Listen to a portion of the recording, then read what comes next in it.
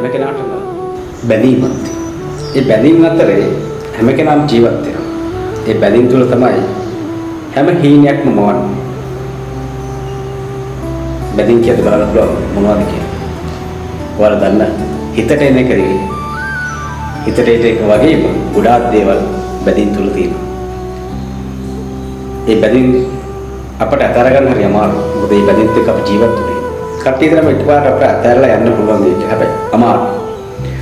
ඒක හේතුව වෙන්නේ අපි මේ බැඳීම්ත් එක්ක ජීවත් වෙන හින්දා. ඒ බැඳීම් වලට ආදරය කරන හින්දා. ඒ තුලින් අපි ජීවිතය ගලප ගන්න හින්දා. හැබැයි ප්‍රශ්නේ තියෙන්නේ ඒ හැම බැඳීමකම අපට මානසික නිදහසක් තියෙනවද කියලා. ඒ හැම බැඳීමම ඒ මානසික නිදහස තුලින් අපි සතුට වෙනවා කියලා. මොකද ගොඩක් අයට බැඳීම නිසා තියෙන්නේ දුකක් මිස සතුටක් නෙවෙයි. ඒ බැඳෙන හැම තැනම රැඳෙන්න බැරි වෙයි. හැබැයි රැඳෙන හැම තැනටම බැඳීම් එකතු වෙන්නේ නැති වෙයි. හැබැයි බැඳීම් අර්ථවත් වෙන්න නම් ඒ බැඳීම් තේරුම් ගන්න තමයි අපි ජීවත් වෙන්නේ.